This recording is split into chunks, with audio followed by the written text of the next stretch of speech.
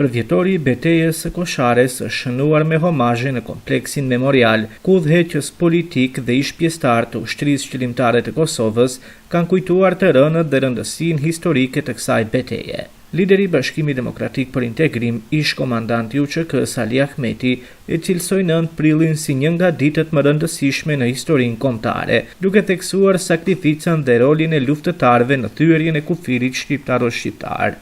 Sot është një ditë e shënuar në historinë e kombit tonë,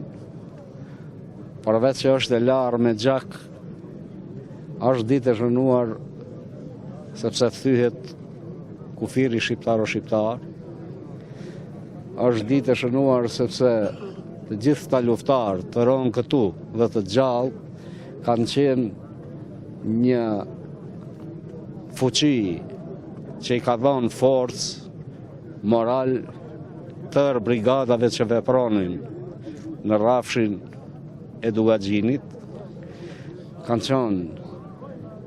njerëz profesionist, oficer profesionist, atletar të mëdhej që me përkushtim,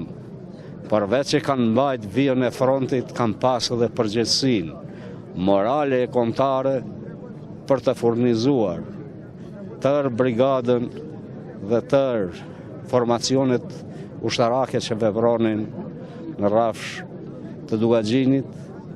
në Drenicë, e Maxhër, në Kosovë,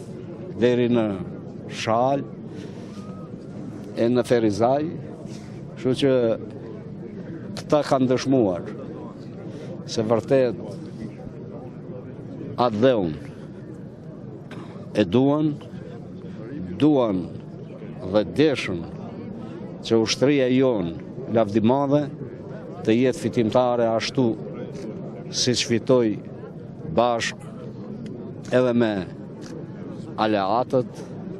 NATO-n, u vu në shërbim me të gjitha potencialet që kishte për informacione të NATO-s që sa më parë të shporret e dëbohet nga toka tona ushtria pushtuese serbe. Unë kam edhe një ndjenjë këtu me bashkëluftarë jam që të kujtojmë përveç atyre që i tha Ramushi, Agimi, Saliu e Gjemali, dua të përkujtoj edhe një djalë të ri që është i rënë këtu nga Tetova, nga Poroji, sepse vërtet ka qenë një sakrificë goxha e madhe që ai të rreshtohet me ushtrinë qëllimtare të Kosovës. Lavdi të gjithë të rëndëve për liri.